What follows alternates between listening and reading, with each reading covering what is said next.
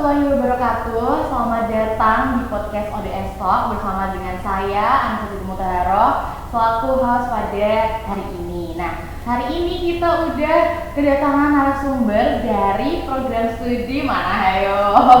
Dari program studi Pendidikan Teknik Informatika. Nah, sekarang saya sudah bersama dengan salah satu mahasiswanya, teman-teman. Monggo Mas, selamat pagi ya. Selamat pagi. Ini selamat pagi atau selamat siang ya? Pagi ya. Selamat pagi ya Mas ya. Oke, Pagi. silakan perkenalan dulu dari mana dan perwakilan dari mana gitu deh. Oke, halo semuanya. Jadi perkenalkan, nama aku Rahmat Syauluddin. Nah, sekarang saya mahasiswa Pendidikan Teknik Informatika. Oke, mahasiswa Teknik Informatika semester berapa Mas? Semester 8. Waduh, udah semester akhir ya ini. Ya semester tua. Enggak, aku nggak bilang semester tua, semester akhir gitu. Iya. Oke, jadi tadi aku udah bersama Mas Rahmat ya, Rahmat. sebenarnya Mas Rahmat dari Pendidikan Teknik Informatika gitu ya teman-teman ya. Jadi kalau ketemu Mas Rahmat nih, kalau mahasiswa ketemu di jalan atau ketemu di program studi Teknik Informatika, ini langsung aja, halo Mas, ini ada di podcast ya. Ya, bisa tuh apa aja. Oke, kita masuk ke pertanyaan pertama langsung aja ya Mas ya. Oke. Kalau biasanya mahasiswa kan calon mahasiswa baru biasanya tuh questioning, wondering kayak iklim atau dosen-dosennya, terus mahasiswa-mahasiswanya dari Pendidikan Teknik Informatika tuh kayak gimana sih Mas? Kalau dari sudut pandang mahasiswa nih. Oke, nah mungkin dari yang pertama dulu ya, dari antara mahasiswa dengan dosen. Iya. Menurut aku tuh apa ya, hubungan kami itu cukup apa ya, chill. Bukan yang kayak Tegang gitu tegang itu enggak, kayak chill banget, dosen-dosennya tuh ramah dan kita tuh bisa menghubunginya tuh bisa dengan agak santai ya, walaupun sopan juga tapi juga santai, nggak harus yang harus formal banget gitu. Ya, Terus biasanya kan gitu ya, harus formal, harus apa sesuai apa ya, ada EYD-nya kayak gitu. ya walaupun gitu juga tapi juga tetap bisa reachable lah, bukan yang dosen yang suka ghosting gitu loh. Kan ada tuh ya. Ada, iya.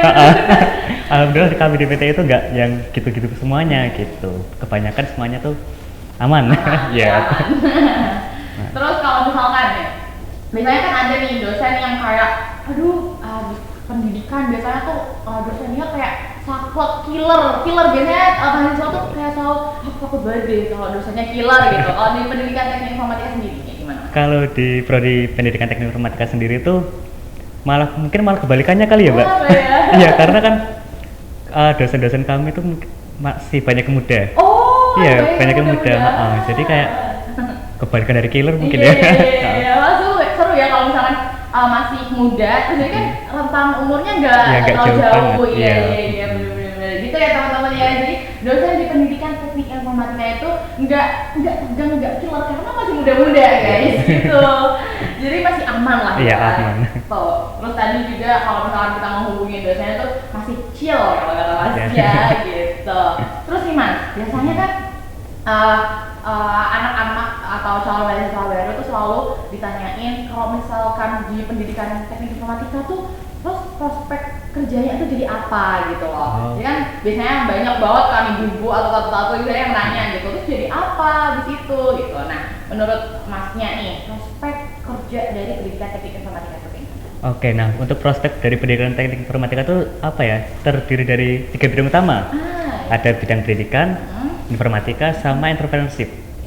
Entrepreneurship. Nah, untuk pendidikannya sendiri kita tahu sendiri ya, namanya FKIP kali ya. Kan pasti bisa jadi tenaga pendidikan, sebagai guru, tenaga pendidikan, dan juga hal-hal yang berupa pendidikan atau yang di sekolah-sekolah kayak gitu. Nah, tapi kita juga nggak terpaku di pendidikan, tapi juga di informatikanya. Jadi lulusan dari PTI, kita menyekannya jadi PTI aja ya. Itu bisa jadi programmer, bisa jadi web designer, terus juga bisa jasa desain dan lain-lain kayak gitu. Mungkin bisa di antara UI UX itu kalau beberapa orang yang tahu gitu ya. Nah, terus juga wirausaha, technopreneurship tadi. Jadi kita tuh bisa ya, karena kita ada beberapa matkul tentang wirausaha. Salah satu contohnya adalah technopreneurship. Technopreneurship. Ya. Itu kayak gimana Mas? Technopreneurship. Nah, jadi di matkul tersebut kita benar-benar hands on untuk membuat sebuah bisnis. Kayak gitu. Jadi outputnya ketika kita sudah wisuda, kita bisa jadi untuk lulusannya bisa jadi CEO, bikin startup kayak gitu. Terus juga terus juga bisa punya software house kayak gitu. Terus juga kita bisa jadi konten kreator. Kan sekarang tuh banyak sekali yang pengen jadi konten kreator. Kayak gitu. Itu basicnya juga pendidikan teknik informatika pun bisa gitu ya Mas ya. Betul sekali. Ya aku baru itu sih baru ngerti yang tadi entrepreneurship ya. Ternyata bisa juga pendidikan teknik informatika tuh masuk ke dalamnya, kayak contohnya tadi bikin software, terus tadi startup itu kayak gitu ternyata bisa guys. Jadi nggak cuma tenaga pendidik aja, tapi juga bisa jadi entrepreneurship. Iya, benar. Betul sekali. Jadi kalau kalian tuh taunya kayak pendidikan berarti jadinya tenaga, dosen, guru, ngajar gitu, salah guys. Iya, nggak gitu juga guys. Nggak gitu, jadi bisa juga kalian tuh merambah ke dunia yang lain kalau misalkan emang kalian tuh into ke situ ya Mas ya, benar banget. Nah, ngomongin soal PTI tadi, ini teman-teman dari tim itu ada yang udah riset gitu Mas. Jadi ada yang ini artikel dari republika.co, itu pendidikan IT paling efektif tidak berbasis akademis gitu Mas. Nah, ini PHP Indonesia menyatakan bahwa pendidikan di tanah air mengenai informasi teknologi atau IT yang paling efektif tidak berbasis akademis gitu Mas. Terus ini juga mengatakan menurut dia semua kalangan harus bekerja sama mendukung sistem sertifikasi berbasis proporsional sebab tantangan terbesar saat ini adalah ujian bagi praktisi IT yang harus menyesuaikan ekspektasi pasar. Nah, menurut Masnya nih, sebagai mahasiswa yang udah semester akhir ya. Nah, menurut Masnya dari berita tersebut tanggapannya? Tanggapan aku sendiri ya. Itu menurut aku juga benar juga kali ya. Dan melihat dari situ tuh, kalau dari sudut pandangku sebagai mahasiswa tuh PTI juga udah bergerak nggak cuman ngajarin doang, tapi juga benar-benar hands on. Jadi kita tuh beberapa mata kuliah kami itu kebanyakan berdasarkan project base. Jadi nggak cuman kita dengerin kata-kata dosen, nggak cuman teori doang, tapi juga udah langsung project base kayak gitu. Nah, kan sejalan ya sama artikel tadi kayak gitu. Jadi nggak cuman yang teori, tapi kita juga bisa langsung praktek. Dan juga di PTI sendiri kan, sebelum dari situ deh, dari pemerintah sendiri kan sekarang lagi gencar-gencarnya tentang kampus merdeka. Nah, dari MBKM itu ya? MBKM. Dan dari PTI itu benar-benar membuka pintu untuk program-program tersebut. Salah satunya aku sendiri kemarin ikut yang namanya Bangkit. Itu studi independen dari kampus merdeka, yang itu tuh kerjasama dengan Google, Tokopedia, Gojek kayak gitu-gitu. Nah, karena PTI itu benar-benar terbuka dengan program-program tersebut, dan kami tuh bisa ikut program-program tersebut dengan mudahnya kayak gitu. Nah, dari keluaran dari program tersebut aku tuh jadi punya beberapa sertifikasi keahlian. Bahkan kalau aku hitung sendiri ada puluhan hanya dalam satu semester. Karena gitu. Emang program studi dari pendidikan teknik informatika ini nggak membatasi ya buat mahasiswanya. Udah kalian merambah ke luar-luar juga gitu. Iya, kayak gitu. Jadi buat teman-teman nih, pendidikan teknik informatika dari FKIP UMS tuh nggak cuma belajar di ruang kuliah aja, nggak cuma teori aja, tapi dia juga bekerjasama dengan MBKM, terus juga kemarin Masnya juga dari studi independen Bangkit juga bekerjasama dengan Google kayak gitu-gitu ya Mas ya. Ya, oh my god, itu kalau misalkan calon mahasiswa baru masih bingung kayak gitu, ini udah sampai studi independen terus kerja sama MBKM, itu udah keren banget loh guys ya. Apalagi sih yang harus di questioning gitu dari kalian. Ya, bener banget. Terus nih Mas, pertanyaan selanjutnya, kalau menurut Mas Ahmad nih sebagai mahasiswa, kenapa akhirnya memilih pendidikan teknik informatika sebagai jurusan yang dipilih untuk kuliah deh? Kenapa? Oke, pertama kita mungkin bahas tentang informatika dulu kali ya. Nah, karena di kita tahu perkembangan teknologi itu semakin hari semakin pesat. Iya, benar. Nah, kalau kita belajar di pendidikan teknik informatika tuh kita bisa benar-benar mengikuti perkembangan. Mungkin kita tuh saat ini akhir-akhir ini lagi gencar-gencarnya dengan metaverse. Oh iya. Nah, kita juga udah persiapan dengan itu. Bahkan tadi pun kita ada yang namanya kuliah umum bahas mengenai bagaimana edukasi itu bagaimana metaverse itu bisa mengubah dunia edukasi. Nah, jadi kita udah mulai baby step untuk menuju ke sana kayak gitu.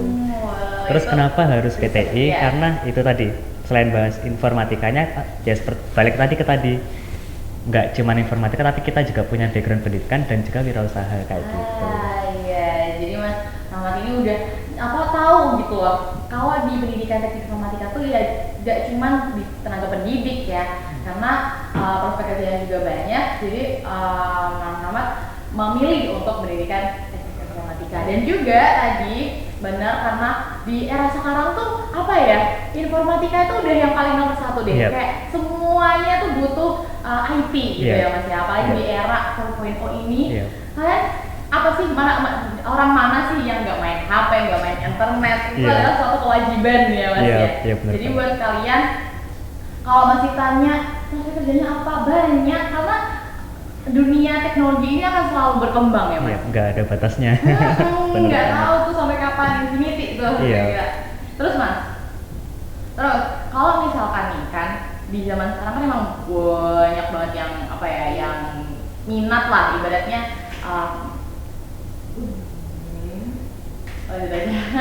Ibaratnya aku cut dulu, abis itu ke pertanyaan selanjutnya gitu. Apa gimana? Nah, ke pertanyaan selanjutnya nih Mas. Kalau ditanya nih, pendidikan tuh biasanya kan teori terus di di ruang kelas gitu kan. Kalau menurut Mas tuh teori itu mampu nggak sih menopang perkembangan para mahasiswa? Teori aja gitu. Kalau cuma teori doang kayaknya nggak kurang. Bisa, kurang. Karena pendidikan teknik informatika teknik informatika juga nggak cuma teori aja ya Mas ya. Iya, harus praktek. Harus ada praktek ya guys. Dan pendidikan teknik informatika juga mewadahi itu. Iya, benar banget. Kalau boleh tahu nih fasilitas di pendidikan teknik informatika ada apa aja nih Mas? Fasilitas untuk yang praktek di bidang informatika atau pendidikan? Atau dua-duanya? Dua-duanya. Oke, dua-duanya. Kalau informatika sendiri, kita untuk prakteknya kita ada beberapa mata kuliah yang langsung praktek, kayak game, kita bikin game edukasi. Karena kan pendidikan ya, jadi kita bukan hanya game doang, tapi game edukasi. Kayak gitu. Terus kita juga punya web, kita bikin website kayak itu. Terus juga beberapa pemrograman kayak bahasa Python, kayak gitu-gitu. Itu kita langsung praktek, dan juga tentang sistem operasi kayak gitu. Nah, lalu untuk yang pendidikan sendiri, kita juga punya dari fakultas mewadai, kita tuh langsung turun ke sekolah-sekolah untuk pertama kita observasi. Itu selama kurang lebih 2 minggu. Terus beberapa semester kemudian kita ada yang namanya PLP, jadi kita tuh kayak asisten guru.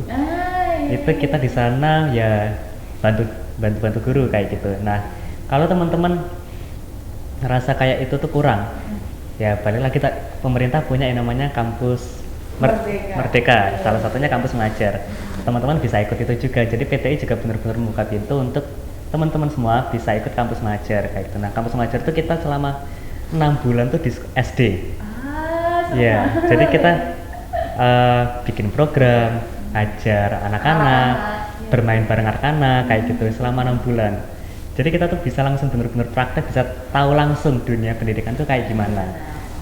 Bahkan dunia informatika juga, dan bahkan di salah satu matkul technopreneurship kemarin itu juga dosen kami tuh sering banget ngundang teknisi yang benar-benar udah expert di bidangnya. Kemarin tuh kita salah satunya tuh mengundang PT Eduraya apa gitu. Nah, itu tentang software. Jadi kita tuh bisa tahu insight-nya gitu loh. Jadi nggak cuma diajarin teori, tapi kita juga dikasih tahu sudut pandang yang lain kayak gitu. Bener banget. Jadi kalau kalian masih wondering nih, pendidikan teknik informatika tuh emangnya cuma di kelas aja, apa cuma mata kuliah atau teori aja? Enggak guys. Jadi mereka juga ada studi yang keluarnya. Tadi ada bekerja sama dengan MBKM, ada kampus mengajar, studi independen, terus kampus Merdeka ya Mas ya. Terus juga yang paling disorot adalah mata kuliah entrepreneurship. Di situ kalian kalian nggak cuma belajar yang tadi jadi tenaga pendidik tadi, karena kalian juga dibekali untuk jadi wirausahawan ya kan Mas. Dibekali untuk memiliki software sendiri. Misal kalian mau bikin startup sendiri juga bisa ya Mas. Gitu teman-teman.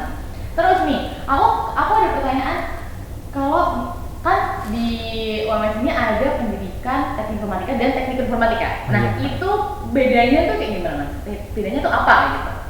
Pada dasarnya ya yang paling membedakan kita punya background pendidikan. Jadi nggak cuma informatika tapi juga pendidikan kayak gitu. Nah, jadi di pendidikan itu kita juga belajar banyak banget materi-materi pendidikan. Salah satunya tuh manajemen pendidikan, terus kita juga psikologi pendidikan kayak gitu. Jadi kita harus gimana ya? Jadi kita tuh tahu kalau di hadapan dengan seorang siswa atau anak tuh, jadi kita tuh tahu dia tuh apa ngapain. Jadi malah biasanya tuh karena banyak pilihannya, terus tiba-tiba aku tuh pernah kan ngeliat bahwa ini ada pendidikan teknik informatika, terus ada teknik informatika juga. Bedanya apa?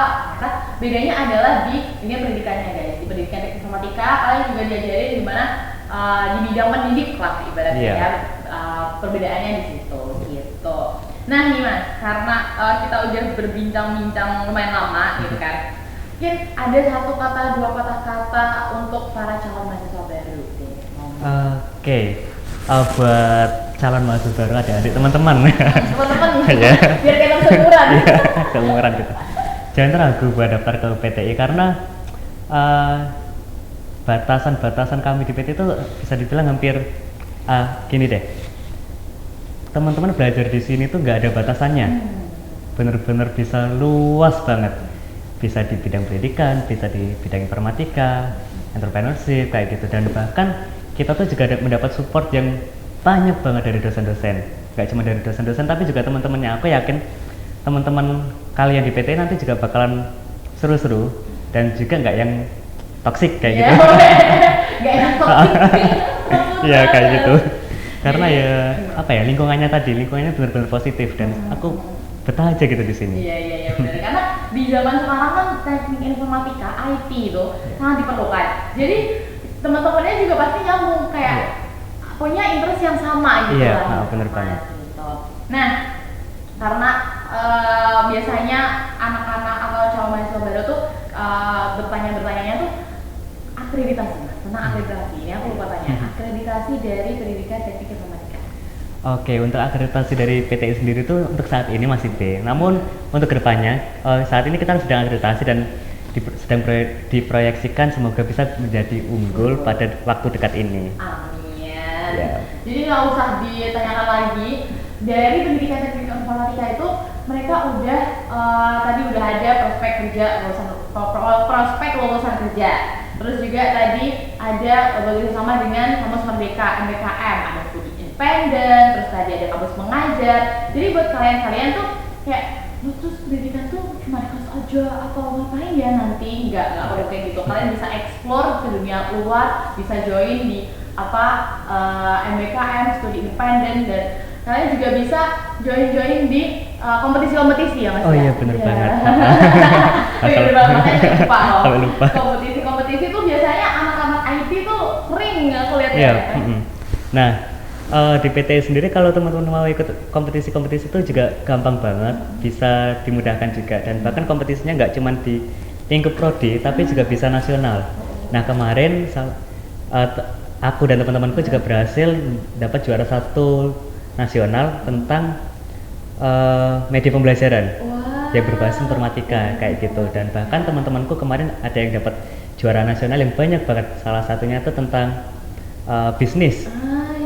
Aku kemarin tentang bisnis juga ada. Terus juga ada yang namanya temen aku dapat program pendanaan untuk pengabdian di desa yang PHP 2D kayak gitu.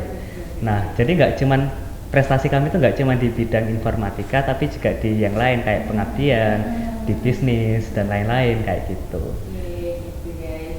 Jadi pendidikan teknik informatika tidak membatasi kalian untuk mengikuti ajang kompetisi dimanapun itu gitu.